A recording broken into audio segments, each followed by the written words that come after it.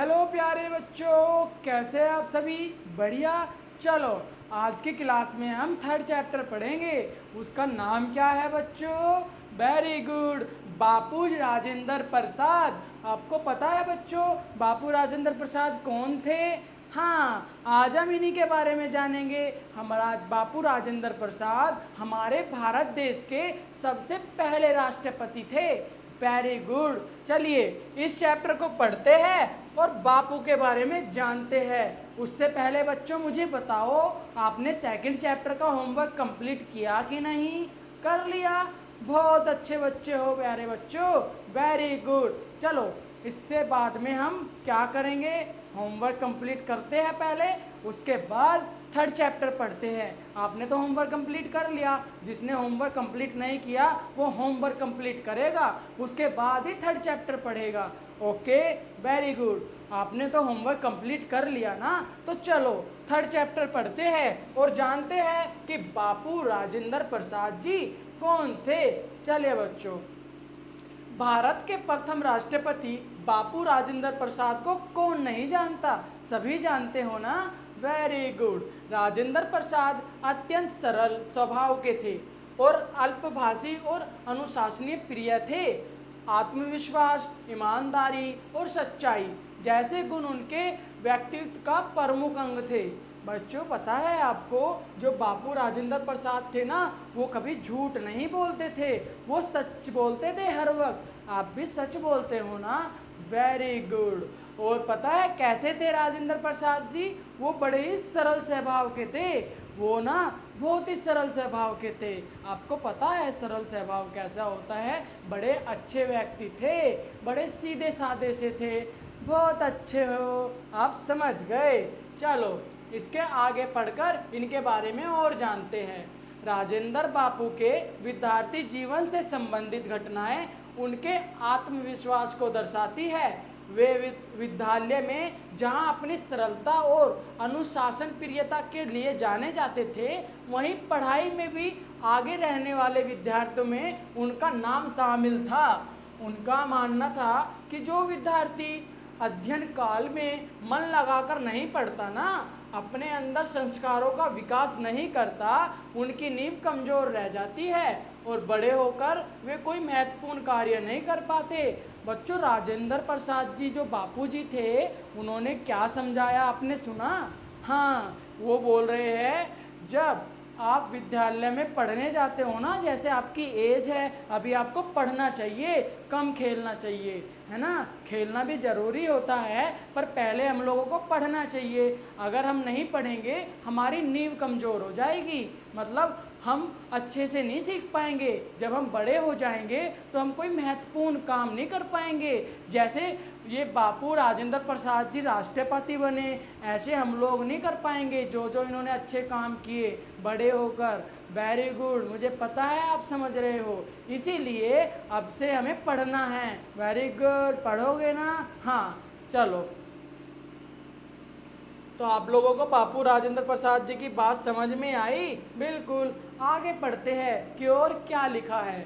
एक बार वर्ष भर भरपूर परिश्रम करने के बाद जब परीक्षा का समय आया तो वे बीमार हो गए। उन्हें मलेरिया हो गया था बच्चों। आपको पता है ना मलेरिया क्या होता है? एक बीमारी होती है, इसमें फीवर हो जाता है, बुखार। Very good. आपको पता है मलेरिया बुखार कैसे होता है? हाँ, मच्छर के काटने से। इसलिए आपको मच्छर नेट लगा के सोना चाहिए, मॉस्किटो नेट, जिसे मच्छरदानी कहते हैं। Very good. आगे चले। अध्यापकों को उनकी सफलता पर संदेह होने लगा। मित्रों ने भी परीक्षा न देने की सलाह दी, पर राजेंद्र बाबू को अपने अध्ययन पर विश्वास था। उन्होंने कहा, मैंने वर्ष भर जो कुछ पढ़ा है मुझे भली भांति याद है। मैं परीक्षा दूंगा और उसमें अव्वल भी आऊँगा। उन्होंने कहा, मैंने पूरे वर्ष जो पढ़ा है ना, मुझे अपने ऊपर भरोसा है, मैं परीक्षा दूंगा, मुझे बुखार हो या कुछ भी हो, मैं पहले परीक्षा दूंगा और आपको अव्वल मतलब फर्स्ट आकर भी दिखाऊंगा। Very good. उन्होंने विश्वास के साथ परीक्षा दी और सारे पर्चे अच्छे से हल किए। मतलब दुर्भाग्य से आगे पढ़ते हैं। दुर्भाग्य से जब परीक्षा फल सुनाया गया तो उनमें राजेंद्र प्रसाद का नाम नहीं आया। जब सब विद्यार्थी के नाम बोले जा चुके तो राजेंद्र बापू ने पूछा कि सर मेरा नाम तो आया ही नहीं, हो सकता है तुम अनुत्तीर्ण होंगे। आचार्य ने कहा, आचार्य मतलब सर ने क्या कहा, हो सकता है तुम फेल हो गए हो। किसको कहा? बापू राजेंद्र जी को। आगे बताओ बच्चों क्या लिखा है। राजेंद्र बाबू दृढ़ता से बोले, दृढ़ता मतलब कि बोले कि नहीं मैं फेल नहीं हो सकता, पूरे कॉन्फिडेंस से बोले बच्चों ऐसा तो हो ही नहीं सकता, मैंने परिश्रम से अध्ययन किया है, मैं कभी असफल नहीं हो सकता। आचार्य ने उन्हें बैठने को कहा परंतु राजेंद्र बाबू नहीं माने। आचार्य ने उन पर 5 रुपये जुर्माना किया बच्चों, फिर भी वे न माने। जुर्माना बढ़ते बढ़ते 50 रुपये हो गए। जब टीचर की बात नहीं मानी, बापू को कहा गया तुमसे हम फाइन लेंगे, तुम टीचर के साथ अच्छा नहीं कर रहे। वेरी गुड, आप समझ रहे हो। तो वे 5 रुपये बढ़ाते गए और 50 रुपये हो गए बच्चों उन पे फाइन। फिर क्या हुआ, परंतु राजेंद्र बापू अपनी बात पर अडिल रहे, मतलब अपनी बात पर ही टिके गए कि मैं फेल नहीं हो सकता, मैं फेल नहीं हो सकता, मुझे मेरा रिजल्ट दिखाओ, ऐसा बोला उन्होंने। विद्यालय में हलचल मच गई। क्या बोले, बात प्राचार्य तक पहुंची। कार्यालय में फिर खोज हुई तो पता चला कि लिपिक की भूल से उत्तीर्ण छात्रों की सूची में उनका नाम छपने से रह गया। वे न केवल उत्तीर्ण हुए बच्चों, वरन कक्षा में अव्वल आए थे। ऐसा था उनका आत्मविश्वास, देशभक्ति की भावना उनमें कूट कूट कर भरी थी। भारतीय वेशभूषण का वे आदर करते थे।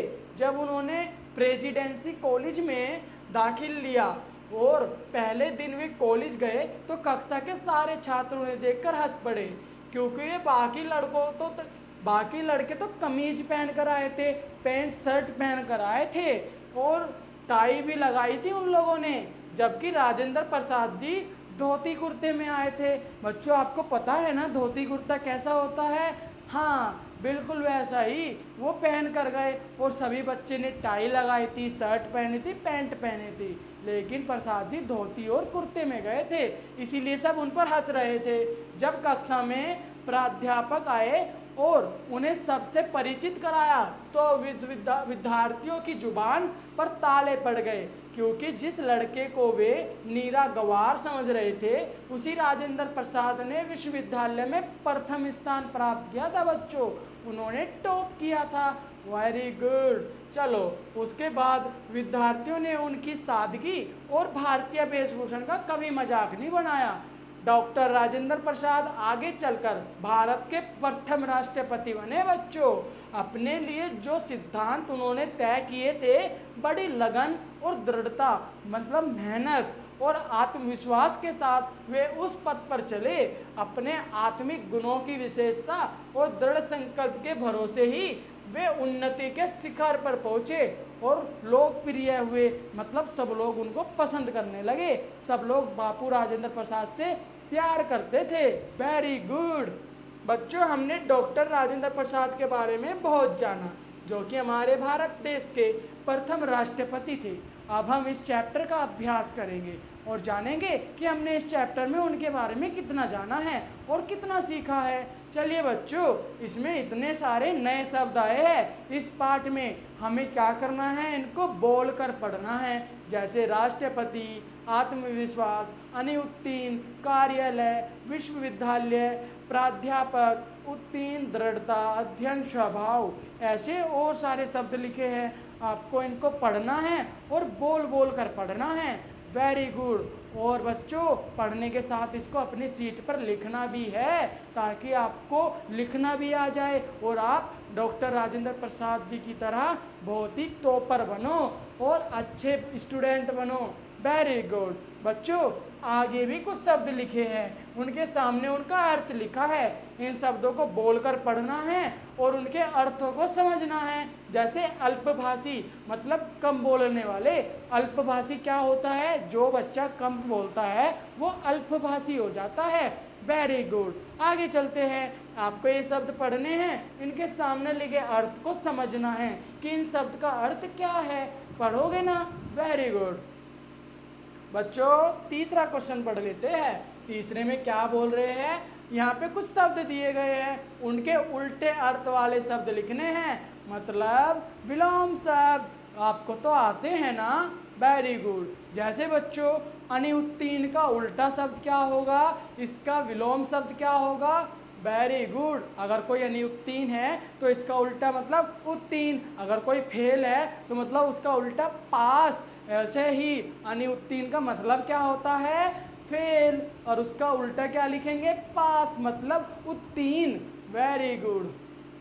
मृदुभाषी, सच और आगे। आपको इनमें देखना है मृदुभाषी का अर्थ क्या होता है। फिर क्या करना है बच्चों? उनके उल्टे शब्द लिखने हैं। कर लोगे ना? Very good. जैसे अभी मैंने बताया ना, अनिउत्तीर्ण का उल्टा अर्थ क्या होता है? उत्तीर्ण। ऐसे ही इन तीनों के क्या लिखने हैं? विलोम शब्द लिखने हैं। लिखोगे ना? Very good. चलो बच्चों आगे चलते हैं। आप तो काफ़ी होशियार बच्चे हो गए हो। बताओ बच्चों, अपने वाक्य बनाओ। यहाँ पे कुछ शब्द लिखे हैं, उन शब्दों का प्रयोग करके आपको वाक्य बनाना है, एक सेंटेंस बनाना है। एक सेंटेंस मैं बनाकर बताता हूँ, फिर आप सीख जाओगे और आपको होमवर्क में बाकी शब्दों का प्रयोग करके वाक्य बनाने हैं।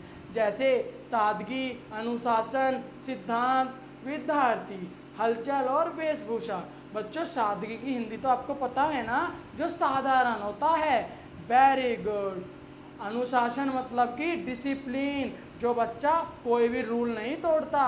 Very good. जो गुड मैनर्स वाले बच्चे होते हैं वो क्या होते हैं? अनुशासित होते हैं। बहुत अच्छे बच्चों। ये विद्यार्थी लिखा है यहाँ पे। इस विद्यार्थी शब्द का प्रयोग करके मैं आपको एक वाक्य बनाकर दिखाता हूँ। उसी प्रकार बाकी शब्दों का प्रयोग करके आप भी वाक्य बना पाओगे। आप बनाओगे ना? बहुत अच्छे। चलो बच्चों एक वाक्य बनाता हूँ। जैसे विद्यार्थी है ना, इसका क्या बनेगा? आप सब एक प्यारे विद्यार्थी हो। ये क्या बन गया? एक क्या बन गया? वाक्य, एक सेंटेंस बन गया। आप एक प्यारे विद्यार्थी हो। Very good. या फिर ऐसे भी लिख सकते हो कि रिंकू एक प्यारा बच्चा है, मतलब रिंकू एक प्यारा विद्यार्थी है, बहुत अच्छा विद्यार्थी है। बहुत अच्छे। ऐसे कुछ भी लिख सकते हो, लेकिन आपको इन शब्दों का प्रयोग करके ही लिखना है। लिखोगे ना? बहुत अच्छे। आगे चलते हैं बच्चों, पांचवा क्वेश्चन करते हैं। अब आपने चैप्टर पूरा पढ़ लिया और डॉक्टर राजेंद्र प्रसाद जी के बारे में भी पूरा जान लिया। चलिए बच्चों अब यहाँ पे प्रश्नों का हल करते हैं। कुछ प्रश्न के हल मैं करके बताऊंगा और बाकी आपको करने हैं, ताकि आप भी होशियार बच्चे हो जाओ, है ना? इसी चैप्टर को पढ़कर उनके उत्तर खोज लेने हैं। जैसे पहला वाला क्या है बच्चों? डॉक्टर राजेंद्र प्रसाद के व्यक्तित्व, मतलब वो कैसे इंसान थे, उनकी विशेषताएं बताओ। हमने पढ़ा था ना शुरू में ही, कैसे थे राजेंद्र बापू के विद्यार्थी जीवन से संबंधित घटनाएं उनके आत्मविश्वास को दर्शाती है और वे अपने अनुशासन प्रियता के लिए जाने जाते हैं। कैसे व्यक्तित्व था उनका बच्चों? वे अनुशासित थे। कौन? डॉक्टर राजेंद्र प्रसाद जी। और वो पढ़ाई में भी बहुत ही अच्छे थे। जैसे कि ये वाला यहाँ से यहाँ तक पढ़ना है और आपको उत्तर मिल जाएगा। अनुशासित, जैसे अनुशासित थे। और क्या थे बच्चों? पढ़ाई में भी सबसे आगे थे। ऐसे ही आपको सारा इसको पढ़ना है पैराग्राफ को और आपको पहले प्रश्न का उत्तर मिल जाएगा। कर लोगे ना बच्चों? पढ़ाई के बारे में उनका क्या मानना था बताओ? ये भी हमने पढ़ा था ना। कहाँ पे पढ़ा था? चैप्टर में। हमने पढ़ा था ना कि डॉक्टर राजेंद्र प्रसाद जी ये जानते थे, मतलब ये मानते थे पढ़ाई को लेकर कि जब हम पढ़ने लिखने की उम्र में, जैसे आप अभी छोटे बच्चे हो, अगर आप अभी पढ़ाई करने का आपका काम है, अगर आप पढ़ाई नहीं करोगे और खेलोगे तो क्या हो जाएगा? आप बुद्धू हो जाओगे, मतलब वीक हो जाओगे, है ना? और फिर जब आप बड़ी क्लास में आ जाओगे तो आपसे कुछ बनेगा नहीं। इसीलिए कहते हैं कि आप अपनी नींव मजबूत करो। नींव क्या है बच्चों? आपकी शुरू की क्लासेस, जैसे आपने फर्स्ट क्लास पढ़ी ना अच्छे से, ऐसे सेकंड भी पढ़ी है, थर्ड भी पढ़ी है और ये फोर्थ पढ़ रहे हो।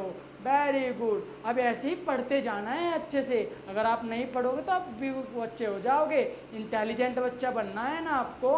बिल्कुल। तो डॉक्टर राजेंद्र प्रसाद जी का क्या मानना था? ये मानना था कि अगर कोई बच्चा पढ़ाई की नींव को मजबूत करता है तो वो अपने महत्वपूर्ण कार्य कर सकता है।